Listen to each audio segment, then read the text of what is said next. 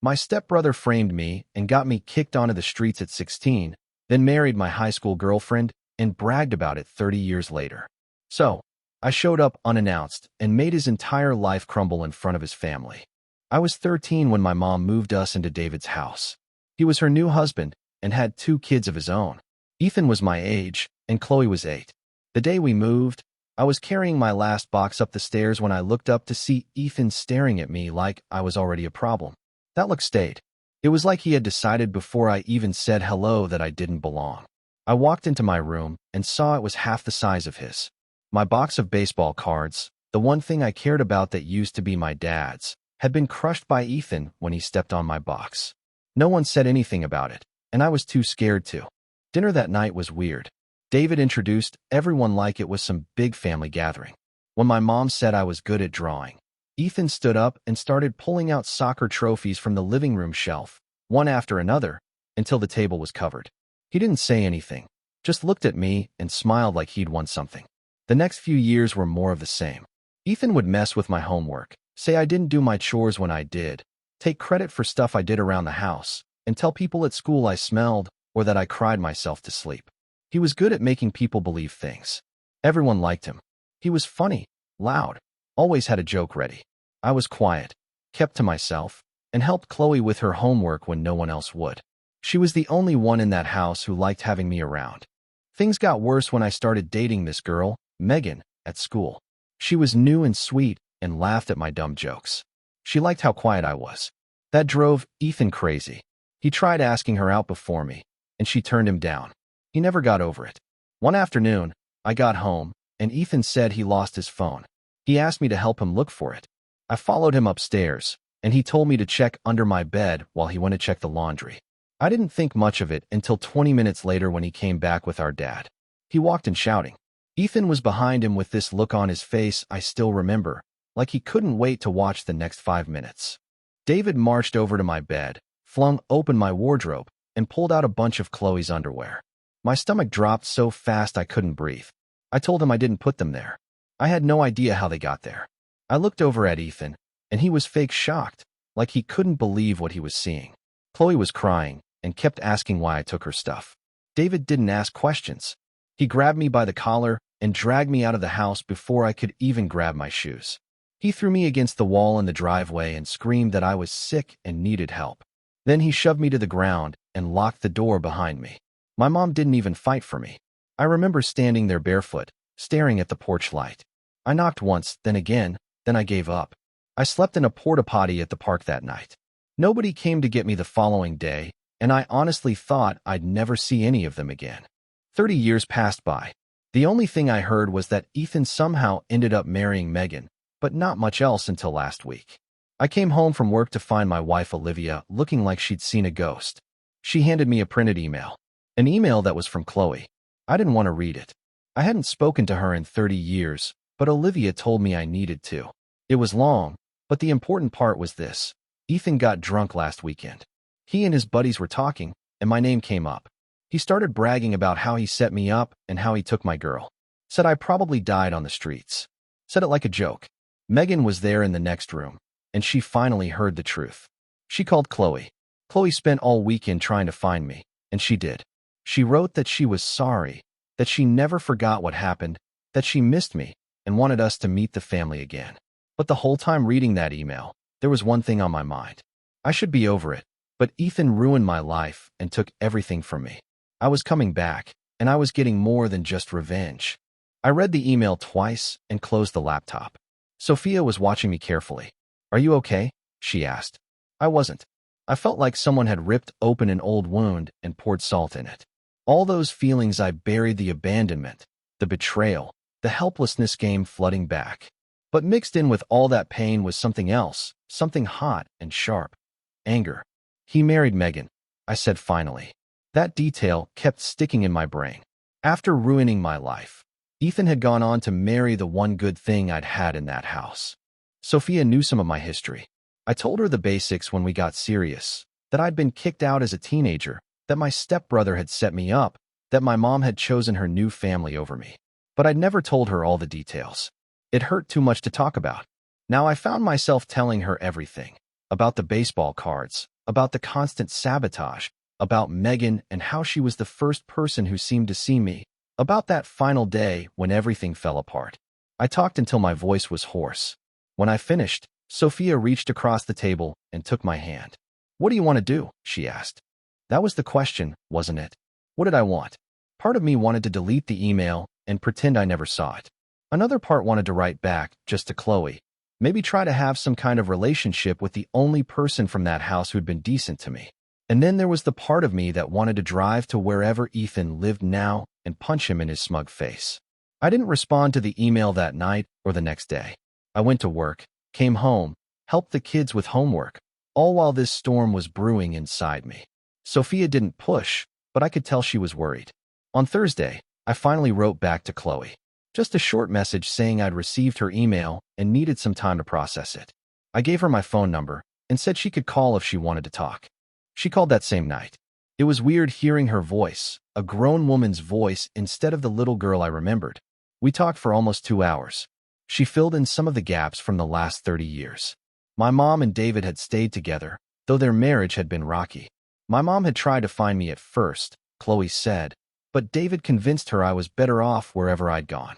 Ethan had been the golden child, got a soccer scholarship to state, married Megan right after college. They had 3 kids now. Chloe had gone to community college, became a nurse, married a guy named Daniel. I always knew something wasn't right about that night, she told me. Even as a kid, I remember thinking it didn't make sense that you would take my stuff. You were always so nice to me. I asked her if she told our mom about Ethan's confession. She hadn't yet. She wanted to talk to me first, see what I wanted to do. What about Megan? I asked. I was trying to sound casual, but my heart was pounding again. Chloe got quiet for a moment. She left him, she said finally, packed a bag, and went to stay with her sister. She's filing for divorce. I didn't know how to feel about that. Megan was just a high school girlfriend. We barely dated. It shouldn't matter to me what happened in her marriage, but somehow it did. After I hung up with Chloe, I sat on our back porch for a long time, just thinking. Sophia came out and sat beside me. "I want to see them," I said finally. "All of them. I want them to look me in the face after what they did." Sophia squeezed my hand. "Then that's what we'll do." We made plans to drive to my hometown the following weekend. It was about 3 hours away. Chloe arranged everything. She would get my mom to her house for what she called a family meeting. She didn't tell her why, just that it was important. Ethan would be there too, though he didn't know I was coming. Megan wouldn't be there, which was probably for the best. The days leading up to the trip were a blur. I couldn't focus at work. I kept thinking about what I would say, how I would act. I swung between wanting to scream at them and wanting to show them how well I'd done despite them. I barely slept.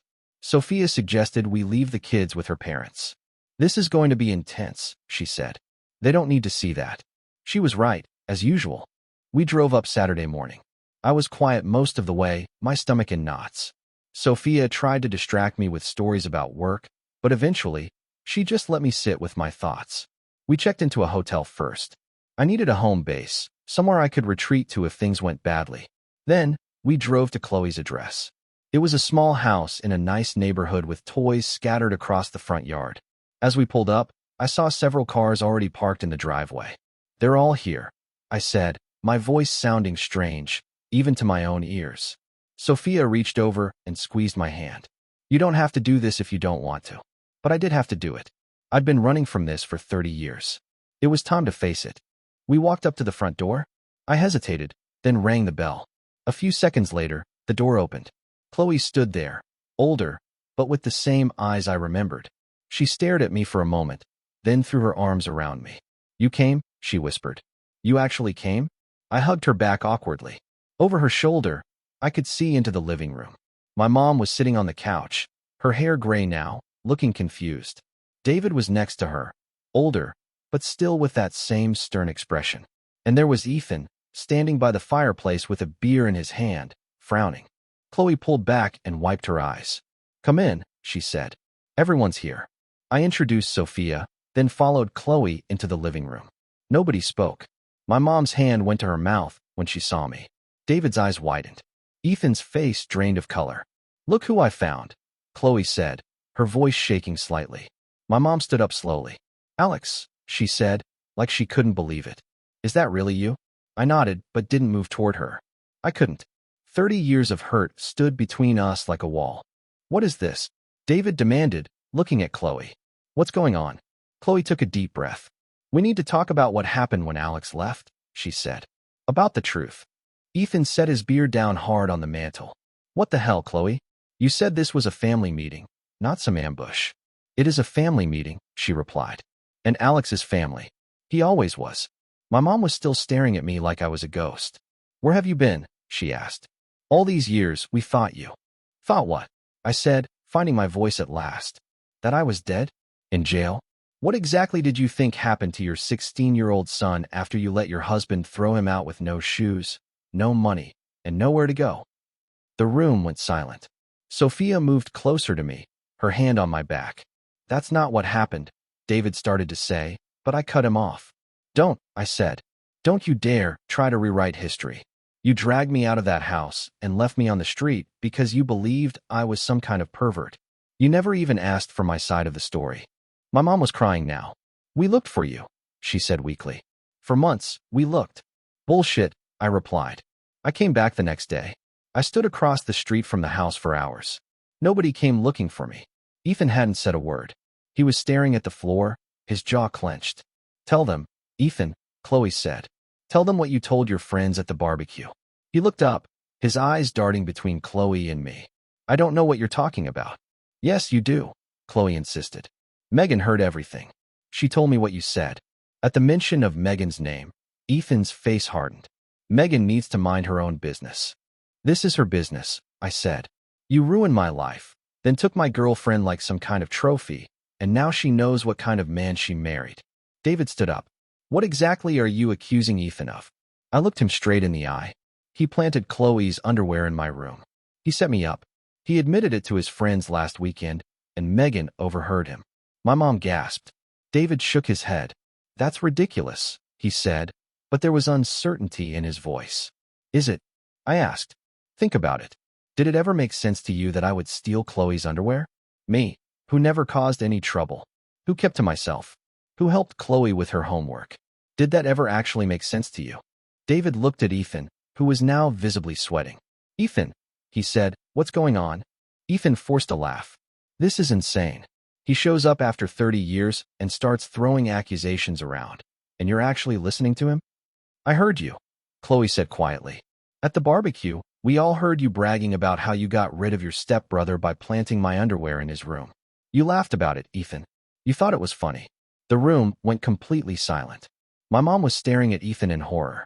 David looked like someone had punched him in the stomach. It was a joke, Ethan said finally. I was drunk. I was just talking shit. No, I said. It wasn't a joke. You hated me from the moment I moved in. You destroyed my dad's baseball cards. You spread rumors about me at school. You sabotaged my homework. And when I finally found someone who liked me despite all that, you couldn't stand it. So you got rid of me. Ethan's face was red now. You don't know what you're talking about. I know exactly what I'm talking about, I said. And so do you. David sat down heavily on the couch. Ethan, he said, his voice different now. Tell me the truth. Did you do this? Ethan looked around the room like he was searching for an escape route.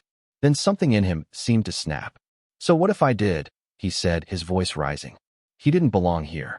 Our mom died, and suddenly this random kid and his mother move into our house, taking up space, changing everything.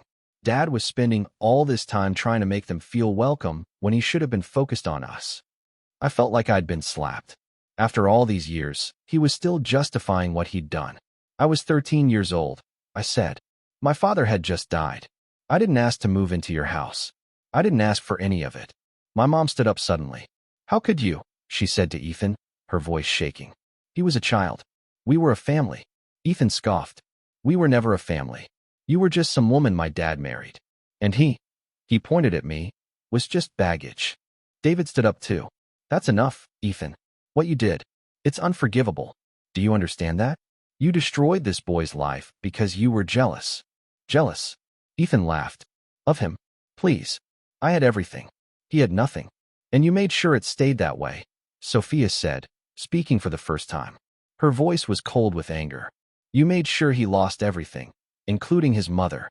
My mom turned to me. tears streaming down her face. Alex, I didn't know.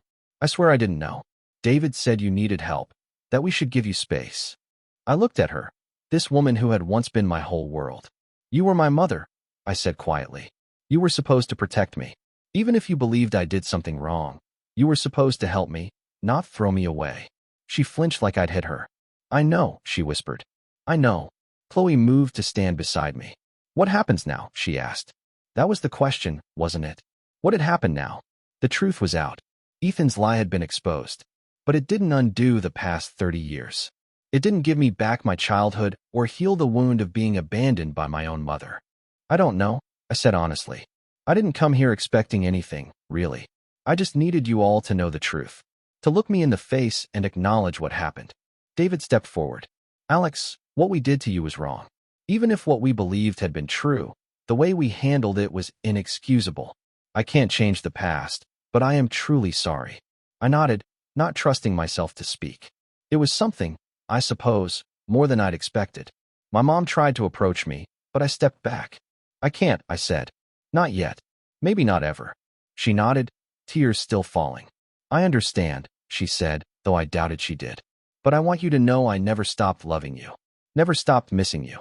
Just not enough to find me, I replied. Ethan hadn't moved from his spot by the fireplace. He was watching the scene unfold with a strange expression, not quite remorse, more like annoyance that his perfect life was being disrupted. What about Megan? I asked him suddenly. Did you ever actually love her? Or was she just another thing you could take from me? His eyes narrowed. Don't talk about my wife. Ex-wife, from what I hear, I said. That hit a nerve. He took a step toward me, fists clenched. This is your fault, he said. You show up after all these years, and suddenly my marriage falls apart. What did you say to her? I haven't spoken to Megan, I said. She left because she finally saw who you really are. That's on you, not me. For a moment, I thought he might try to hit me. Part of me almost wanted him to. It would be satisfying to finally fight back after all these years. But instead, he grabbed his jacket from the back of a chair. This is bullshit, he said. All of it. I don't have to listen to this. He stormed toward the door, shoving past me on his way out. Nobody tried to stop him.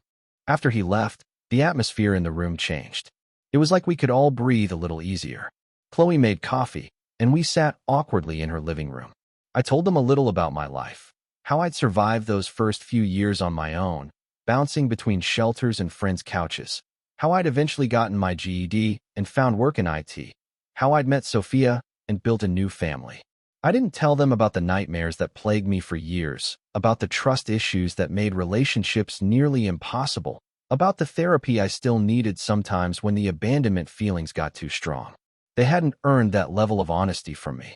As the afternoon wore on, I found myself watching my mom. She looked older than her years, worn down by life. I wondered if she'd ever been happy with David, if giving me up was worth it. I wondered if she thought about me on my birthdays, at Christmas, during all the milestones of my life that she'd missed. Eventually, it was time to go. We'd said what needed to be said. Chloe hugged me again and made me promise to stay in touch. I gave her my address and told her she could visit sometime, meet her niece and nephew. She liked that idea. My mom tried to hug me too, but I couldn't. I shook her hand instead, which felt strange and formal, but was all I could manage. David nodded at me from across the room, keeping his distance. As Sophia and I walked back to our car, I felt not better exactly, but different. Lighter somehow, like I'd set down a heavy load I'd been carrying for decades. Are you okay? Sophia asked as we drove away. I thought about it for a moment. No, I said honestly, but I think I might be eventually. We were almost back to the highway when my phone rang. Unknown number. I almost didn't answer it, but something told me I should. Hello, I said. There was a pause, then a woman's voice. Alex? It's Megan. Chloe gave me your number. I hope that's okay. I nearly dropped the phone. Sophia glanced over at me, eyebrows raised. Yeah, I managed to say. That's okay. I heard you were in town, Megan said. I was wondering if maybe we could talk. There's a coffee shop on Main Street. I could meet you there in 20 minutes. I looked at Sophia. She was watching me carefully, trying to figure out who I was talking to. I covered the phone. It's Megan, I whispered. Ethan's wife. Ex-wife, whatever. She wants to meet for coffee. Sophia studied my face for a moment, then nodded. If you want to, we can go. I uncovered the phone. Okay, I told Megan.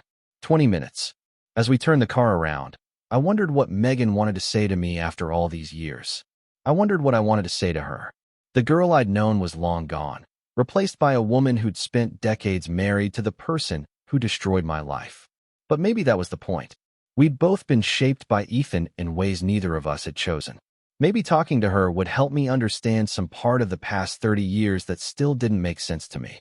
Or maybe it would just reopen wounds that had barely started to heal. Either way, I was about to find out. The coffee shop was one of those chain places with too many drink options and not enough seats. I spotted Megan immediately, sitting at a small table in the corner. She looked different than I remembered. Her dark hair had some gray in it now, and she was wearing glasses, but she still had those green eyes. Sophia squeezed my hand. Do you want me to come with you? I thought about it for a second. No, I think I need to do this alone. Maybe you could grab a coffee at that place across the street. I won't be long. She nodded and gave me a quick kiss. Text me if you need me. I walked over to Megan's table, feeling weirdly nervous. She looked up, and her eyes widened a little. Alex, she said, standing up. You look good. Thanks, I said. You too. We stood there awkwardly for a moment before sitting down. She already had a coffee in front of her. I didn't bother getting one. My stomach was too knotted up. So, I said, not knowing where to start. So, she echoed. This is weird, right? I nodded. Definitely weird. She wrapped her hands around her cup. I'm sorry about what Ethan did to you. Both back then and everything after. You didn't know?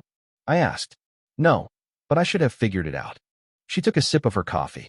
Ethan always had this story about his troubled stepbrother who got sent away. He'd tell it at parties sometimes, make it sound like this sad family drama. I believed him for years. I tried to keep my face neutral, but it hurt hearing that my life had been reduced to a cocktail party anecdote. When did you guys get together? I asked, not sure I wanted to know the answer. Senior year, she said. After you were gone. He was persistent. She looked down at her coffee. I was young and stupid. I thought his confidence was attractive. I didn't realize it was actually just entitlement. I nodded, not trusting myself to speak. I heard what happened at Chloe's, she continued. Ethan called me after, screaming about how I'd ruined everything, as if I was the one who'd done something wrong. Why did you stay with him so long? I asked. The question came out harsher than I intended. She didn't seem offended, though. That's the million-dollar question, isn't it? She sighed. At first, it was good, or I convinced myself it was. Then, we had kids, and it just seemed easier to make it work than to leave. Ethan was always charming in public, always the perfect husband and father when others were watching. It was only at home that he showed his other side. What other side? I asked. She hesitated. The controlling side, the mean side, the side that made me feel like I was never quite good enough. She shook her head. I'm not trying to make excuses. I should have left years ago. I didn't know what to say to that. Part of me felt bad for her, but another part was thinking about how different my life might have been if she'd seen through Ethan back in high school. Anyway, she said, that's not why I wanted to talk to you. I wanted to apologize. And to give you this. She reached into her purse and pulled out a small box. It looked old and beat up, held together with yellowing tape. She slid it across the table to me. What's this? I asked. Open it, she said. I lifted the lid carefully. Inside were baseball cards, old ones from the 80s. My dad's collection. My throat closed up. I couldn't speak. I picked up one of the cards, Nolan Ryan, my dad's favorite player. The corner was bent, but it was definitely from his collection. How did you? I finally managed. Ethan kept them, she said. All these years. He had them in a box in our attic. I found them when I was packing my things. There was a label on the box with your name. I ran my finger over the cards, memories flooding back. My dad showing me his collection, teaching me about the players, promising the cards would be mine someday. He kept them as some kind of trophy, Megan continued. I think he liked having something that belonged to you. That sounded exactly like Ethan. Taking something precious from me, not because he wanted it, but because he knew I did. Thank you, I said, my voice rough. This means a lot. She nodded. I should have known something was off when he wouldn't let me throw away that box. Ethan never keeps anything that isn't useful to him. I carefully closed the lid on the cards. What happens now with you and Ethan? Divorce, she said simply. I've already filed. I'm staying with my sister until I can find a place. The kids are grown, so at least there's that. I'm sorry, I said. And I meant it. Despite everything, I didn't want her to suffer. She shrugged. Don't be. It's long overdue. She hesitated, then added, Can I ask you something? Sure. What happened to you after you left? I mean, Ethan said you ran away, but I never really believed that. I took a deep breath. I hadn't talked about those years much, not even with Sophia. But for some reason, I found myself telling Megan everything. About sleeping in the porta potty that first night. About wandering around town for days trying to figure out what to do. About the shelter where I stayed until I turned 18 and they said I was too old. About the McDonald's manager who gave me a job and sometimes let me sleep in the break room. About the night classes I took to get my GED. About the community college courses I scraped together money for. She listened without interrupting, tears forming in her eyes. I had no idea, she said when I finished.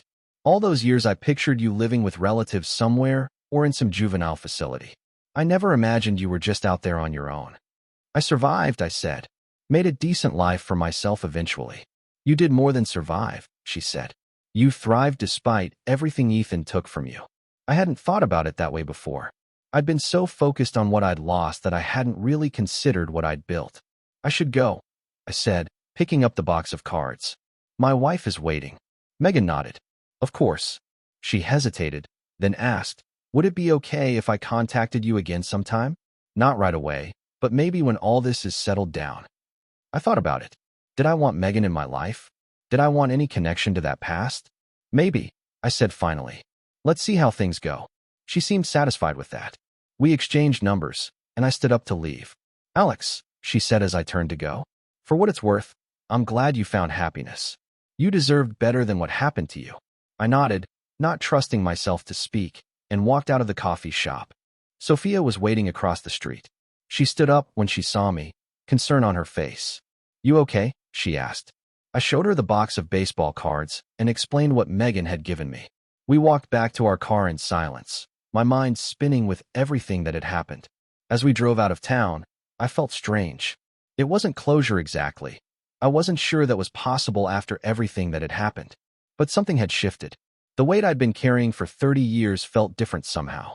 What are you thinking? Sophia asked after we'd been driving for a while. I'm thinking about calling Chloe when we get home, I said. Maybe inviting her to visit us sometime. What about your mom? Sophia asked carefully. I sighed. I don't know. That's more complicated. You've got time to figure it out, she said. There's no rush. She was right. After 30 years, a few more months, or even years wouldn't matter. I could take my time deciding what kind of relationship, if any, I wanted with my mother. We drove in silence for a while. I kept thinking about Ethan, about how he kept my dad's baseball cards all these years, how he married Megan, how he built his entire life around taking things from me and then pretending I never existed. You know what's weird? I said finally. Ethan ruined my life, but I ended up with a better one than he has. Sophia glanced over at me. What do you mean? He's losing everything now. His wife, his reputation, probably his relationship with his parents. And for what? Because he couldn't stand sharing his house with a 13-year-old kid 30 years ago. Some people create their own karma, Sophia said. I nodded, looking out the window at the passing landscape. I guess so. When we got home the next day, I put the box of baseball cards on our mantel. Noah and Mia were curious about them, so I told them they had belonged to their grandfather, my dad. I didn't tell them the whole story of how I lost them and got them back. That could wait until they were older. That night, I got an email from Chloe with photos of her family. Her husband, Daniel, seemed nice in the pictures. They had a 10-year-old daughter named Isabella, who looked a lot like Chloe had at that age. I showed the photos to Sophia and the kids. Is that your sister? Noah asked. Half-sister. I corrected automatically, then stopped myself. Actually, just sister. She's my sister. I sent Chloe some photos of our family in return. It felt strange but good, like opening a door I'd kept locked for decades. A week later, I got a letter in the mail. No return address, but I recognized my mom's handwriting on the envelope. I set it on my desk and left it there for 3 days before I finally opened it. It was long, 5 pages of her small, neat writing. She apologized over and over. She explained how David had convinced her I needed tough love, how Ethan had manipulated everyone, how she tried to find me but didn't know where to look.